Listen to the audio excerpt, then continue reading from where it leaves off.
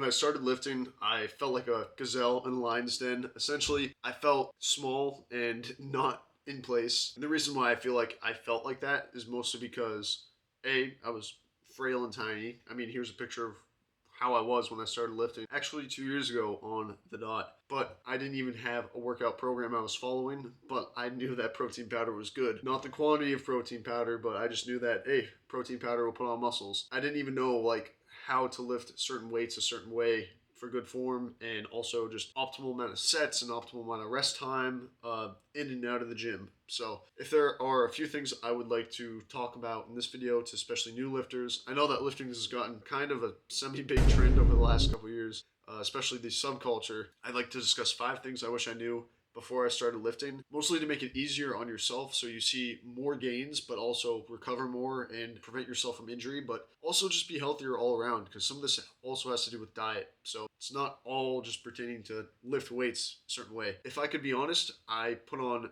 16 pounds over 6 weeks in the end of 2021, and that was more weight that I put on over 6 weeks than the 6 months before. So these are the things that I've implemented that I am just grateful to just pass on to other people looking to optimize their time in the gym, but also in the kitchen and in the bed, just making sure they get enough sleep. So starting out with number 1, pick a suitable program. And what I mean by that is find out what you want to get out of the gym. There are different types of lifting. There's obviously hypertrophy training, strength training, power building, and it all revolves around the amount of weight, the types of movements, and the number of sets. And also just the amount of days you spend in the gym, or per a split. You'd have a 5-day split, which means that you go, for example, Monday through Friday and then take the weekends off, or a 6-day split, which means Monday through Saturday and then Sunday off.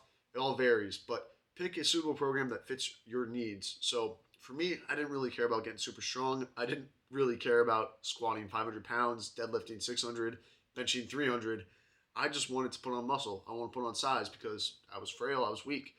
So I looked up online optimal workouts to put on muscle, and a lot of it was hypertrophy based, but also a lot of it came from science-based influencers, but also like trainers, I guess you could say. And I developed a workout split around their findings, and I just took off with it and excelled with it. I just was like, okay, I want to get big. Let me look at big guys that I could just model after. And that pretty much just revolved around Jeff Nippard, JPG Coaching, Alex Eubank, and those are just the 3 I could just pop to my mind right now. But using their techniques and using what they utilize themselves to get big is something that I just started implementing and seeing huge improvement. Especially like Jeff Nippard, for example, he talks about the amount of sets you need per workout, per muscle group, and also the amount of sets that's most optimal per week, for example. Good workout programs, whether it's push-pull legs for hypertrophy, and yeah, just all around. So find what you're looking for, find your needs.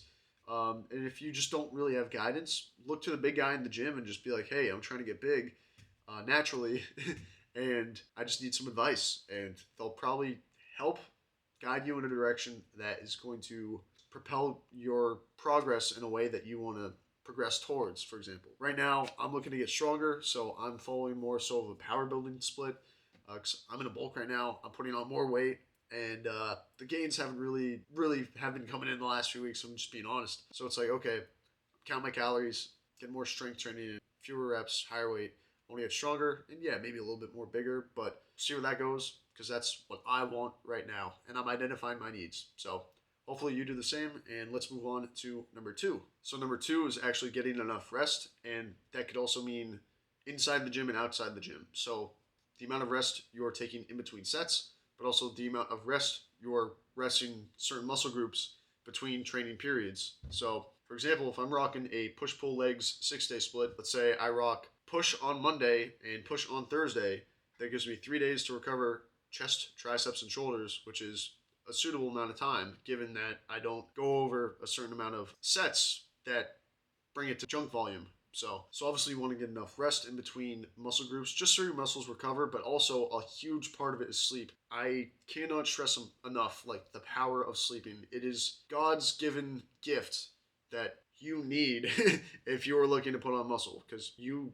gotta grow, and a lot of your recovery comes from deep sleep and just releasing human growth hormone when you're just sleeping and resting at night. And a lot of it comes from getting the right amount of sleep. So I mean, 7 hours is ideal, 8 hours is good too.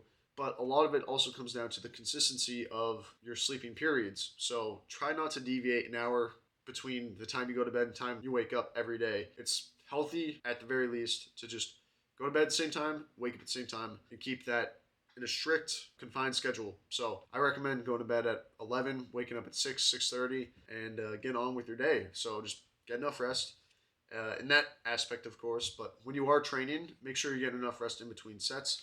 I usually rest 2 minutes in between each set, given that I used to train for hypertrophy, and I am kind of trained for hypertrophy right now. But now I'm moving it more towards 2.5 to 3, given that I'm doing higher power of just weights in that sense.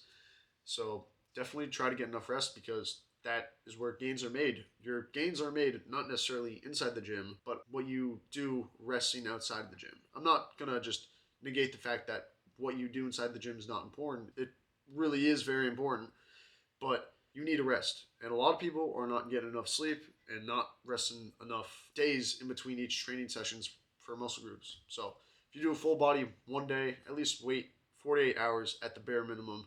Don't do two full body days in a row. It's just a waste of your time. So with that, let's move on to number 3. And this one's actually very important. It's having good gut health. So this one is actually widely ignored. And I actually made a video about this a few months past. But having good gut health is just more vital in today's world than you may think it is. Like when Chadwick Boseman died at a young age of colon cancer, everyone was like, damn, that's crazy that someone so young is dying of colon cancer. And everyone left it at that, and I thought that was pretty weird. So I was like, okay, are we not going to talk about gut health? Because gut health is very, very prevalent. You know, it's typical for guys to get colonoscopies, also girls to get colonoscopies within their 40s, but now you got to get it younger and younger because colon cancer is popping up amongst the younger and younger, mostly because the Western diet is not that good. If you're going to eat a lot of junk food and fast food, you're going to have a toll on your gut. And I know you're probably saying, well, I eat natural, I eat clean. I eat natural and I eat clean the same too. But the thing is that if you're eating highly processed foods, such as protein powder, you got to keep that in mind because in turn, those processed foods, regardless of what they are going to have an effect on your gut health. So I definitely recommend taking a probiotic. Go on Amazon, look up a probiotic, or talk to your physician. I definitely recommend talking to your physician since I'm not a physician of any means. But yeah, just good gut health. I can't stress it enough. And even just eating yogurt, for example, that could help your gut health in many different ways. Moving on to number 4, I want to talk about is actually dynamic stretching and warm-up sets. So I used to think, okay, static stretching before I work out, hold it, but when you're lifting heavy weights, it doesn't matter what you're training for. It's important to dynamic stretch, get the muscles loose and warm up, but also do some warm-up sets so your muscles aren't like, okay, this is a lot of weight and I'm not ready for this. Even though you may feel like you have the most power at the beginning of your workouts, and you're like, oh, I don't need to warm up, I'm just going to get more fatigued. You got to warm the muscles up so you don't just randomly tear a bicep or just tear a muscle, and that will just take you out of action for at least weeks, if not months, from the gym. And if you're looking for the most gains, that's not optimal. And you're probably wondering why I don't necessarily recommend static stretching before working out. There are just many different reasons. For example, it can lower your force production, and actually, better yet, I attached a picture right here, so check that out, read it at your discretion. It's very useful. I attached the whole article in the link below. Check that out if you so choose. But yeah, that's pretty much it. Next, I'll move into the last one is count your calories on a bulk. So number 5 is important because you got to count your calories regardless if you're on a cut or a bulk, especially if you are a hard gainer such as myself. So I've always struggled to gain weight, even though I grew up pretty chunky. I've always struggled to gain weight in the sense of putting on muscle in the gym, and there have been days where I felt like I've eaten so much to the point of where it's like, all right, I'm full. If I eat one more bite, I'm going to just throw up. But I see no change in the scale whatsoever. It's like, I'm like, no way, I just ate at maintenance because my diet before that was less filling and I didn't put on weight then either. So it just didn't make much sense to me until I started counting my calories and realized that even when I did get really, really full, I was still 400 to 500 below my bulk, which was bringing me to maintenance, believe it or not. So I was like, okay, yeah, I kind of wasted a lot of time, and I wish I knew that sooner, which is why I'm telling you now. So just be very diligent with counting your calories to make sure that you're getting enough calories to just refuel your body and put on muscle, but also make sure that you're getting enough protein and carbohydrates and I guess fats in general. But the main are carbohydrates and protein.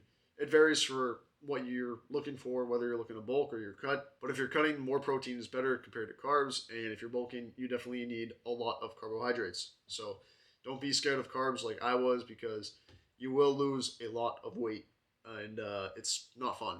Anyways, my name is Stan. Thank you for watching this video. Those were 5 things I wish I knew before I started lifting.